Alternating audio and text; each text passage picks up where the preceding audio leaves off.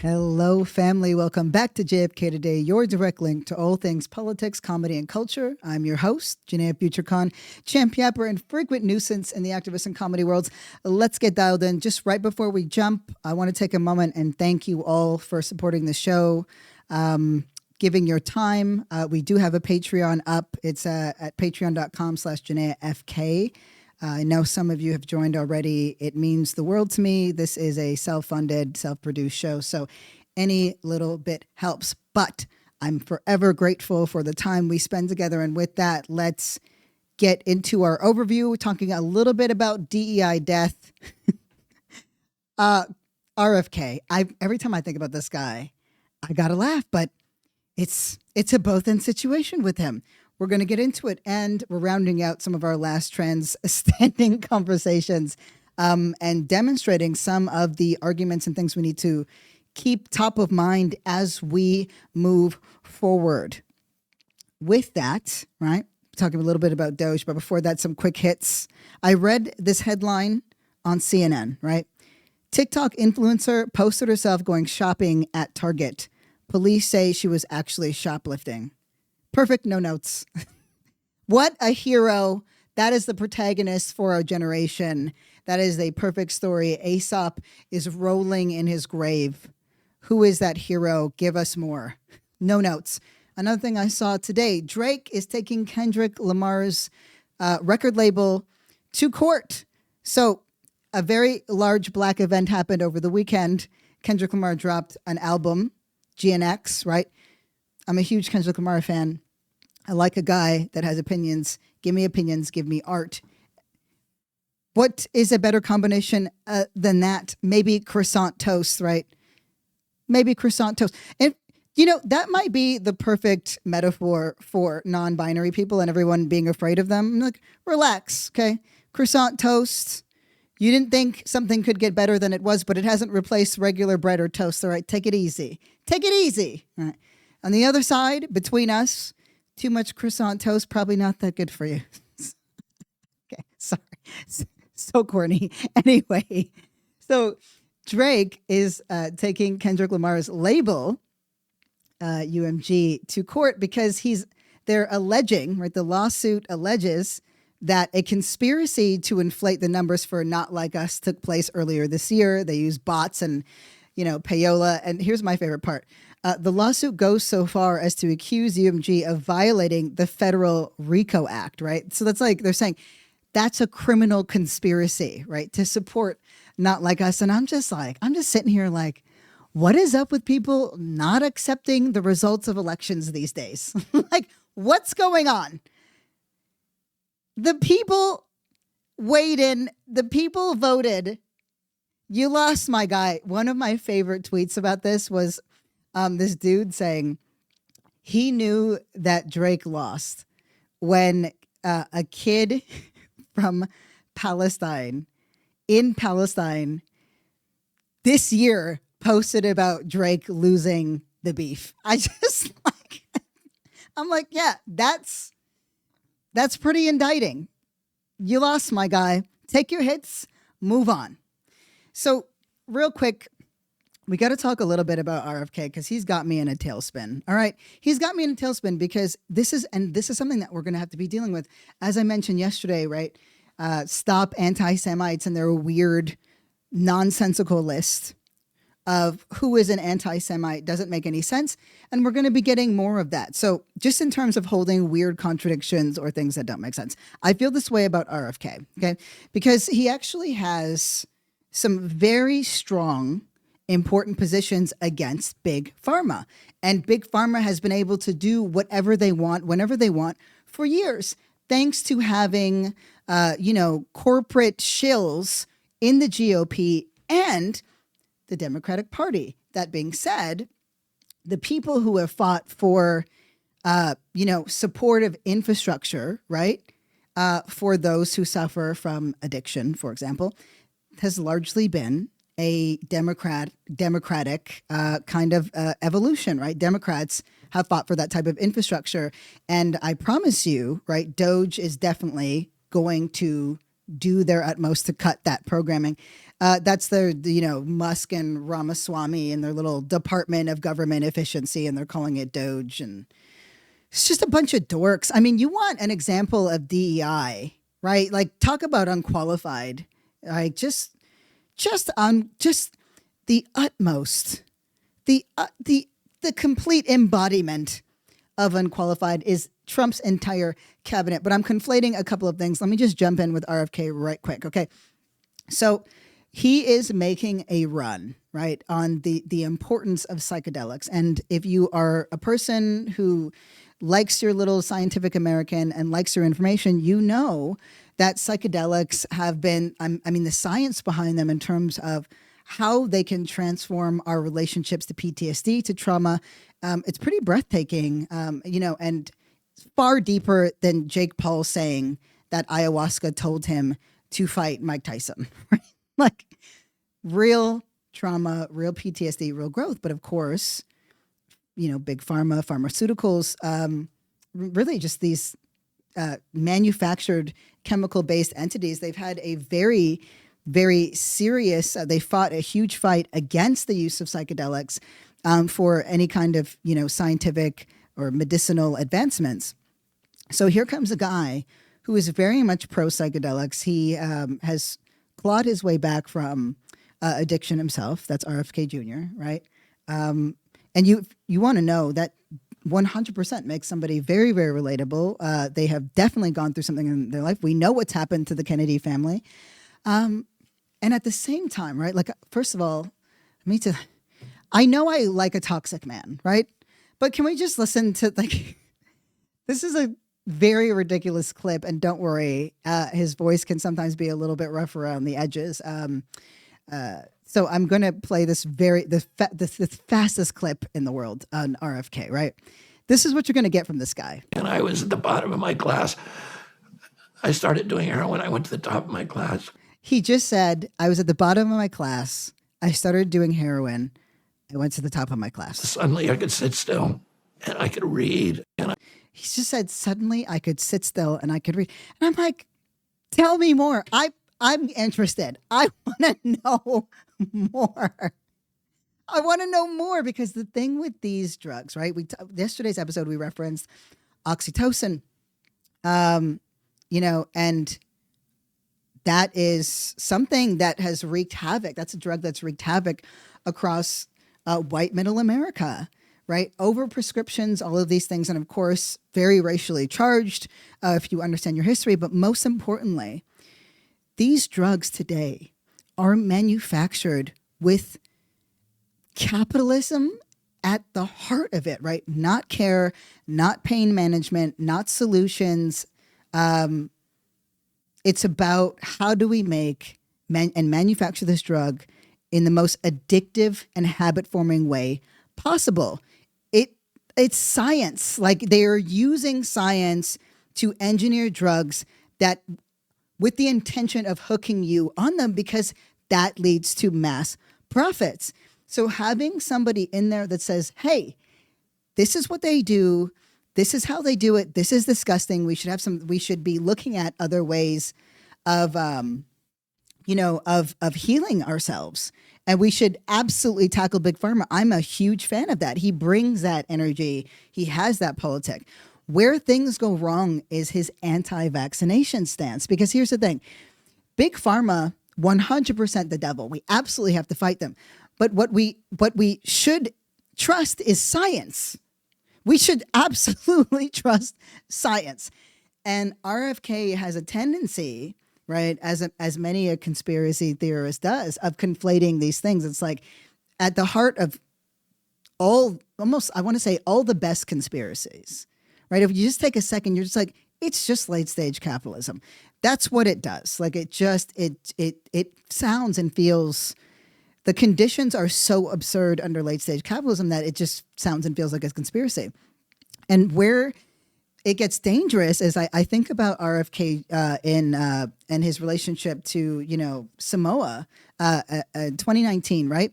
So this is the guy that's going to be leading our Department of Health and Human Services, right? Yet I think about November 2019, right, when an epidemic of measles was killing children and babies in Samoa. And RFK Jr.'s response to that, right, was to send the Prime Minister of Samoa a 4-page letter. And in it, he suggests that the measles vaccine itself may have caused the outbreak. So at the time that his letter arrived, there were 16 people, many of them younger than 2, who were already reported dead. And if you know anything about measles, it is among the most contagious diseases and can sometimes lead to brain swelling, pneumonia, and death. This is especially true for elderly people and especially true for immunocompromised people and babies, children, right? So for months, you had families grieving over just little coffins, until a door-to-door vaccination brought the calamity to a close. The final number of fatalities as a whole topped 80. Access to vaccines stopped the spread of measles, stopped child death. We know this because science. RFK claimed that the vaccine might have, quote, failed to produce antibodies in vaccinated mothers sufficient to provide infants with immunity, and that it perhaps provoked the evolution of more virulent measles strains, and that children who received the vaccine may have inadvertently spread the virus to other children. And so he said, please do not hesitate to contact me if I can be of any assistance. And he was writing in his role as the chairman of Children's Health Defense, right? That's an anti-vaccine group.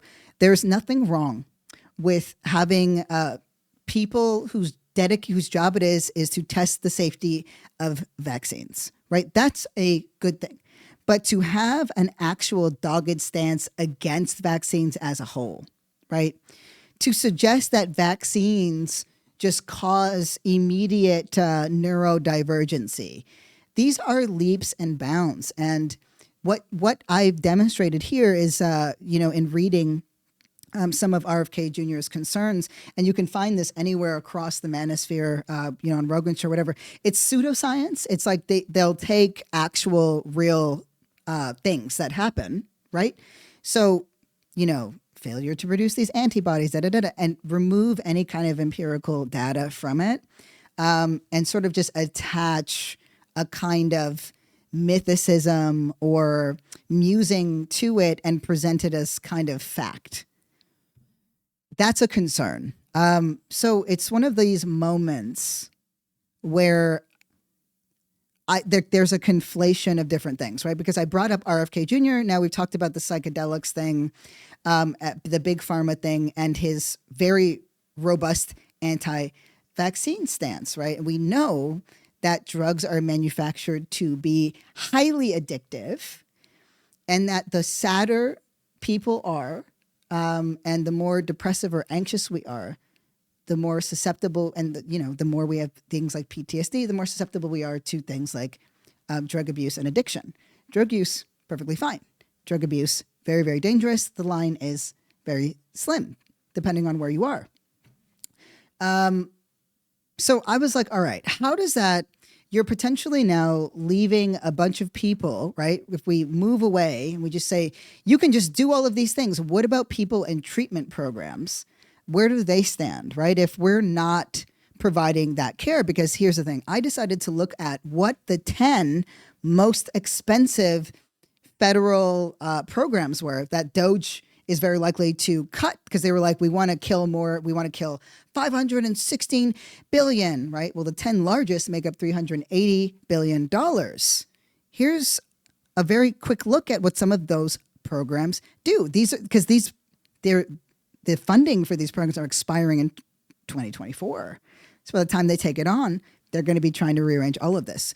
Veterans healthcare is $119.1 billion, right? Per year. That's the most expensive thing. Second one, drug development and opioid addiction treatment, right? $48.2 billion. Now I want to be clear. You know what was also manufactured to be the most addictive form that it possibly could? Crack, right? Crack cocaine. It was specifically adjusted and mixed in a way to make it extremely addictive. When Black people were using crack, and we still crack jokes about that.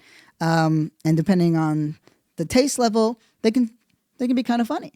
But that they have this very, very loaded Black racist history, can't deny that shit, right? And so we weren't getting no treatment programs, right? It was like, you are lazy, you are poor, you are dirty, you're using this dirty ghetto drug, right? So it's interesting to see that. We got to hold all the pieces, and at the same time, those programs are very necessary and very important. Where does that fall in RFK Jr.'s relationship to Doge and to, like, we don't know. We have to figure out all of these things, right? State Department is number 3 on that list. Housing assistance is number 4. Where's that going to go? Where are we going to see that, right?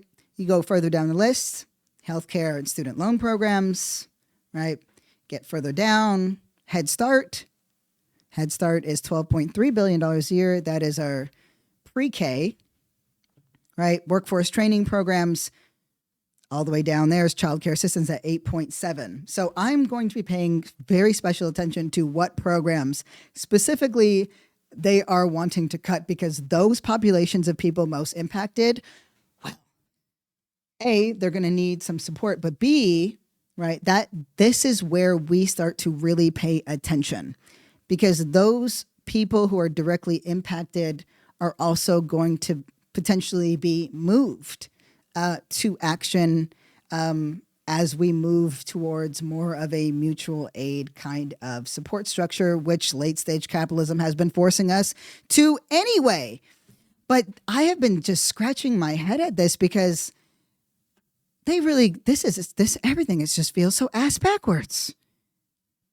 You know, it got me thinking. It did get me thinking, because we've been talking the talk and what happened in the election, all this stuff or whatever. But this was something that I found really, really helpful, because, we're still trying to figure out how we got here. And I think on one hand, the answers feel very obvious, and on the other, they feel very complicated, and very, easy, very difficult, whatever it is, it's got us feeling unhinged. But here's the thing, right? I found this to be very, very helpful. Like, sometimes it's about just being able to locate something in a sentence or in a very specific way. But it's like liberal democracy, right? That's our current democratic structure, right? Where nothing really changes in any meaningful way that we need, but also we're not necessarily descending into fascism, right? Which is where we're kind of at now. But it's like, why is that always there? Yes, the Dems are useless and whatever, but it's like liberal democracy leaves a foothold for fascists for the very same reasons we critique the Democratic Party, right? So this is an autocracy scholar, Balint Magyar. I've been on my reading 1s and 2s. So this is his quote, and it was really helpful. Liberal democracy, he says, offers moral constraints without problem solving. So that's another way of saying that. A lot of rules, not a lot of change, right? So when populism, which we talked about, right? And populism offers problem solving without moral constraints. That's, and I was like, that was a very helpful reframe, because what we're seeing right now is some folks, not everybody is this horrible bad actor, even though there's a lot of them there. I think, when I think about a guy like RFK, I've spent a lot of time listening to him. And if I can't hear him, I just get outside and drive on some gravel, and I feel like he's right there with me. But he's got some really solid thoughts. But again, then he spins out into pseudo-science, and I think that's the real danger. And that's when you don't have, I wouldn't say moral constraints, I would probably say ethical constraints, because to me that would include facts, objectivity, science, expertise, right? There's this idea that when we're attacking elitism, which is what populism does, that we're just doing this like right thing. But again, the thing with populism is that it really depends on who the populist is, which we've talked about, right, in the show. So Magyar sees what happened with this election on a more primal level. I appreciated this take as well. So we saw the president-elect's appeal in terms of like Trump promises that you don't have to think about other people. That got me. That really got me, because aren't we all just like, God, I just want to get into a little cave and I want to hide. It really is that very primal thing where you feel like hurt or confused or overwhelmed, and then we just want to cut ourselves off. We just want to hide. And, you know, I find myself towards the end of the year, right? I'm just like, oh, it's the end of the year. I want to insulate. I want to incubate. I just want to kind of cut myself off. But like I said, I've had a hell of a year, and I really tripled down on some of my really core friendships that are more like, and my family. And I was really humbled this year, and it reminded me what is essential, what is non-essential, and what is essential. But that line, Trump promises that you don't have to think about other people, it just blew my mind. Because in a world that is so polarizing and so confusing and so isolating, never having to care about something again feels kind of nice, especially after this election when it felt like we just cared for so long, right?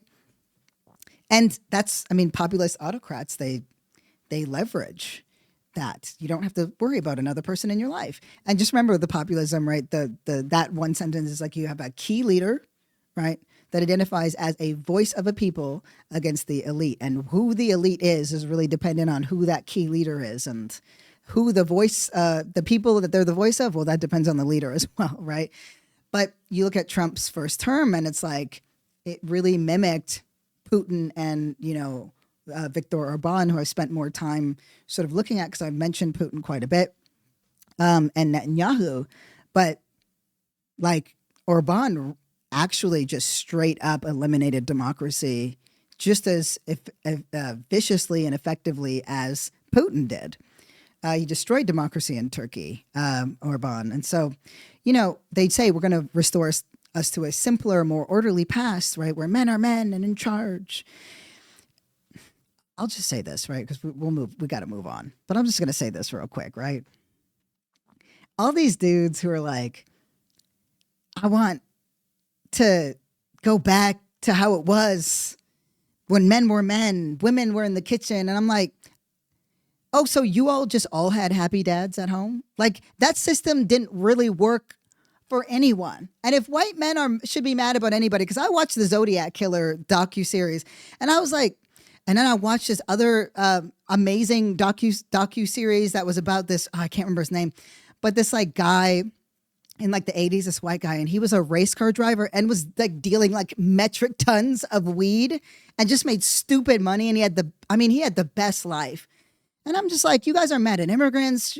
You're mad at Black people. You're mad at Jewish people. You're mad at women. You should be mad at forensics. That's what ruined the era of the white man. It was forensics. You were getting away with everything. And then the fucking science caught up with you. Like, that's it. You should be mad at other white people who took the science and instead of using it to make awesome shit and explore psychedelics and shrooms and shit, they were using it to criminalize you. You were getting away with everything. Be mad at forensics. Okay, anyway. This whole DEI thing, I want to be real fast about it. Because it's like one of the quick hits, you know, I was like, I'm going to bring this up just so quick. But, you know, some people are mad because Walmart is like, we got some of the right-wing people mad. We better roll back some of our DEI commitments. I'm just like, you know, I expect that. I'm a nignog. I know how this goes, right? It's a cycle. They follow trends, right? They follow trends. But the the cowardliness, it's so annoying because it's like, it's one thing if you're just like, yeah, we're going to do this organically, but it's because of right-wing outrage. And I'm like, where are the balls? Where are the balls? Target, you got a ball out front, you know, and granted that it's Walmart that's doing this, but I'm so annoyed because I'm just like, I'd rather they just ignored us as a whole. Like, just let us go. You know what I mean? Like, don't bother us at all because they really have gone out of their way to, you know, all this stuff happened in 2020 when they're like, we're going to fund this racial justice org. And we're going to racial. So they funded this like Oregon racial equity. And then they're like, oh, we change our mind. Like, and it's just amazing because imagine, right? Imagine. So they said, we're not going to extend our Center for Racial Equity. That's a 5-year, $100 million philanthropic commitment. That's the company made in 2020. And it's amazing because they'll be like, Black folks in this country, there are gaps in outcomes when it comes to criminal justice and when it comes to education. And I'm like, okay, so you articulated clearly the logic of the programming, and it just blows my mind to hear them be like, all right, well, yes, we know that these things exist, but we're really not going to address them anymore. We're kind of over that. And I'm like, that's just it. And they're saying, oh, we're pulling all of our pride shit. We want to make sure that there's nothing about trans people, especially with trans children, because they're so terrified of the right wing. And I'm like, you need some Ben and Jerry's energy. But when it really comes down to it, these like corporations, they just go wherever the trends go. But it's like, to know what you know and then be like, yeah, no, we're totally not committed to that anymore. Corporations truly are to justice. Like they're just like one-ply toilet paper, disintegrates with any kind of friction. Just truly. And honestly, often leaves more of a mess behind than when you started. Like that's one-ply. That's corporate commitments to change. Fuck them. Ugh. Annoying. Anyway, let's get into this whole round this out, right? There was a point I wanted to make, right? Because we know the whole bathroom ban. Nancy Mace is a fucking charlatan. She was literally in 2023. That's last year. Called herself pro-transgender rights. That's 2023, right? She went so far as to voice her support for children exploring their identities, right? And pronouns and hairstyles and clothing. She went from that in 2023 to spending her time tweeting hundreds of one-liners that was all anti-trans rhetoric, calling us mentally ill. And I'm like, yeah, girl, but not for the reason that you think. Like, we're doing better than you, right? All for money, right? CNN called her shift a stark and unexplained departure. I'm like, no, it's very, very obvious. It's calculated. It's just for money. It's just for money. She just wanted to run on that. Nobody knows who she is. And it's a red herring campaign. But to round out the some of the conversation we were having yesterday, I demonstrated how important it was to put our thoughts through the sort of Black lens, kind of Black liberation lens, and does the argument hold up? And there's something I just want to name that happened back in 2018 that would really illustrate this, right? So back in that year, that was really when we started to move forward, right? Just all of us across the left with this understanding. Cis equals privileged, trans equals oppressed. And that, to me, is fundamentally where we went wrong. Because again, gender is not a trustworthy place from which to hang an argument. It disintegrates very, very quickly with any kind of scrutiny. So the circumstance that really brought this up was actually with Chimamanda Adichie, who is at that point like the lead voice of intersectional feminism, this Black woman, author, writer, thinker, very captivating, very compelling. She said something that I found very interesting and that got people's attention. She basically said that trans women are trans women and women are women, and there's this big umbrella and it's wide enough to fit everybody. And I was like, oh, she's going somewhere. We're finally about to have the conversation that we need to have about what woman is in the 21st century. But then some trans people took umbrage to that, responded very poorly, and then she responded very poorly to that, right? And kind of just ran around, and she started to move into periods, and she started to move into all these other things, and then people called her more transphobic, and then she responded poorly again because we responded poorly, and the whole thing was just bad faith, right? And here's the problem. Let's put it through a Black lens, for example, a Black liberation lens, right? Does the theory hold up? Cis equals privileged, trans equals oppressed. So are Black women privileged then, right? Like this is, in what world are Black women just inherently privileged? It doesn't make sense. It doesn't hold up. A Black cis woman is more privileged than someone who identifies as trans or non-binary.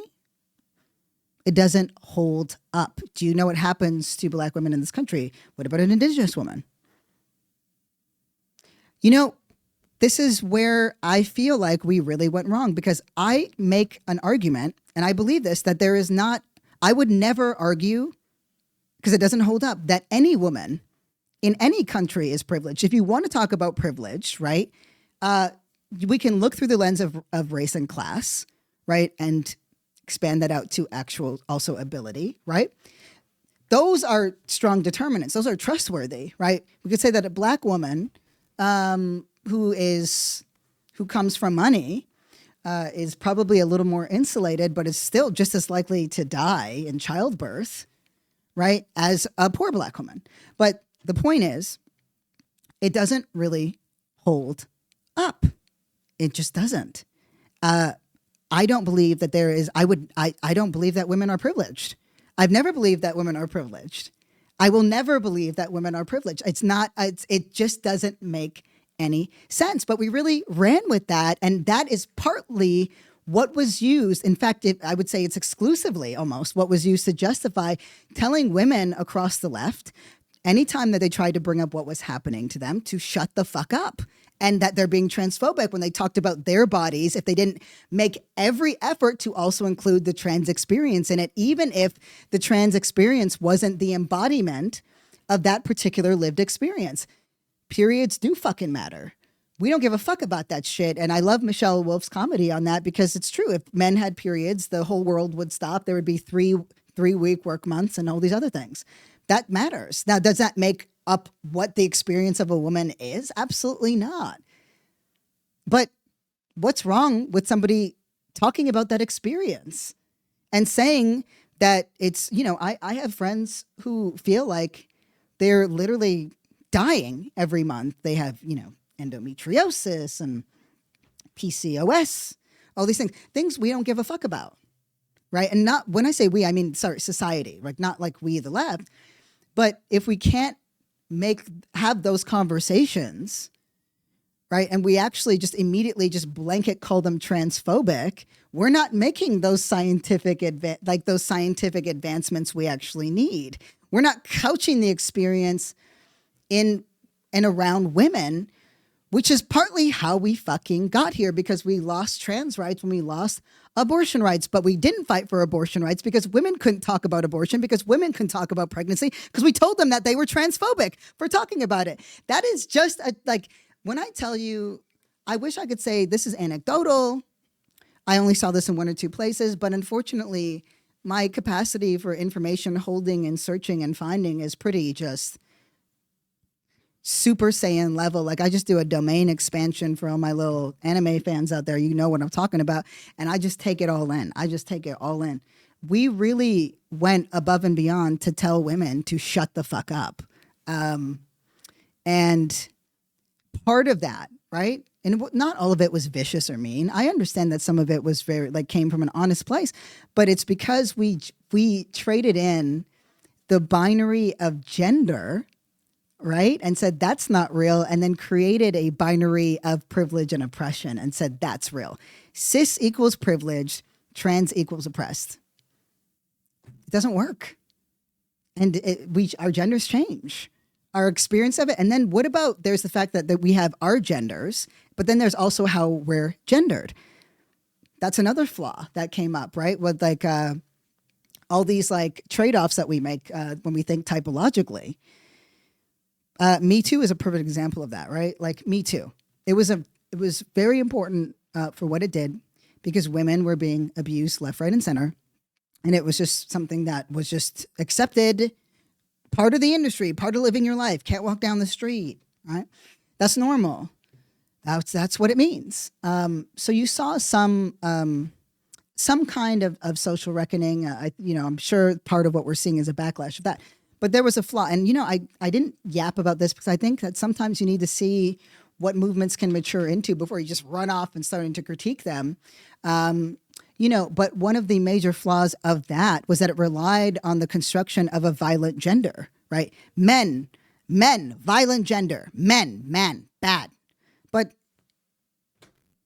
that's just, when we know, right, in CSA, it's child sexual abuse and assault, right, that boys and girls are preyed upon equally. We know that how we're socialized is very different based on that gender, right?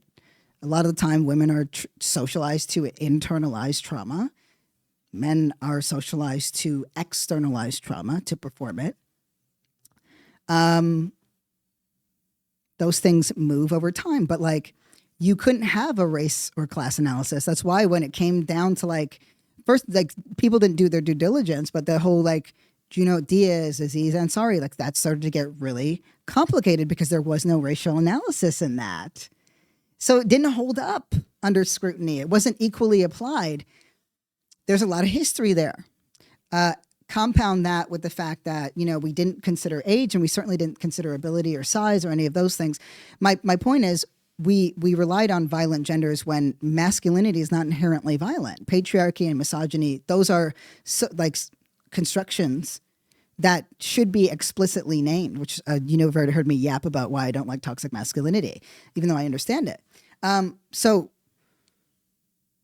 what actually, if we had reframed violent genders to gendered violence, that would have been, I think, a more open, honest thing, because the process of gendering is like of race. It takes in consideration race, class, appearance, ability, all of these things.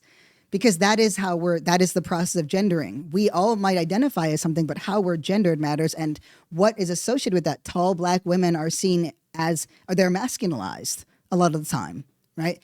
Treated like men by, say, police, for example. So gender is just not a trustworthy thing, but that logic of trans equals oppressed, cis equals privilege, to me is, to round it out fully, is where we absolutely went wrong. Because I can't imagine, like I have tried it. And I, for the record, I did go to my friend's, she's a professor class at UCLA. And I said, with the 20-something-year-olds, and I said, all right, debate me, let's do this. And, they came at me pretty good, but they the best argument that I've heard, and I'll end here, is that, what if a trans woman is walking down the street, right? Isn't she more likely to be harassed or abused or something than a cis woman? And I'm like, that is not a useful measure because it's just misogyny, right? What makes a trans woman stand out is her femininity, coupled with the other processes of gendering that we do every day in society, right? When we see somebody. But it's misogyny. And so I'm not interested in splitting hairs on the manifestations of misogyny. I think that all women, all feminine and femme-presenting and identified people are at great risk in society always, and are especially at risk now. So while I'm seeing things like, oh, we got to support trans people, we got to support this, I'm like, I'm all for it. But I actually want to change it to trans women, because I don't believe our blankets of support ever got there, because our blankets of support never really got to women as a whole.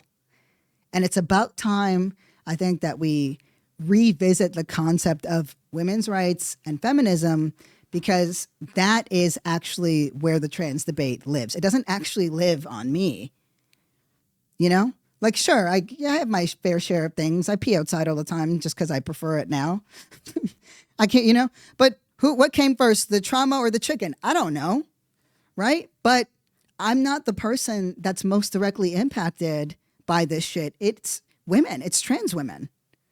And that's where we need to be putting our support and our energy and our efforts. Anyway, that's my yap. I hope I got y'all thinking. And again, with the flawed logic, I use the Black liberation lens because it's one of the most trustworthy, because the Black freedom struggle has become emblematic of freedom struggles around the world.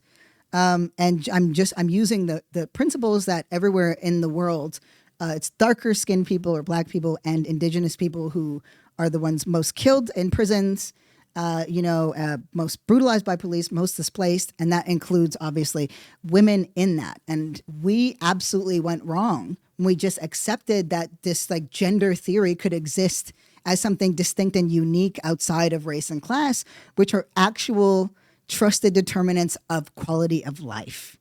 And that matters. It makes it so that this battle makes a little more sense. We can bring down the histrionics, right? And the hysteria on the coasts and really buckle down and figure out how we actually get our fucking women's rights movement back. Anyway, with that, I can yap so much. Thanks y'all for indulging me. Let's hit the VOs for the question of the day. Hey, this is Lay. I'm calling from the beach in SoCal, and I was wondering if you could be a dolphin, a whale, or a seal, what would you be and why? Oh, that's a damn good question, Lay. Oof. Okay. An orca. I think I'd be an orca. Because they be breaking shit, and I love that. Like, yachts, whatever. I feel like they're really organized. Maybe they could end the race war, right? Like water pandas, but like they're like pandas are like the opposite of evolution. But like water pandas, absolutely crushing the game, even at the risk of being considered biracial. I'll choose the orca. Orca power unite. Why don't we hit that outro music? Just want to say thank y'all so much for listening to JFK Today. It means the world to me. The show really is a labor of love. New episodes drop 4 times a week. We're available everywhere podcasts are. Just shout out to anyone who supported our Patreon. Again, thank you so much. We're at patreon.com/JanayaFK. We also have a link up to tip if you don't want to overcommit. Don't forget to drop your voice note questions to jfktodaysshow@gmail.com. I want to hear from you. Shout out to KR and Carolyn. That's the whole JFK team. And shout out to you, the listeners that make it all possible. Love you. Peace.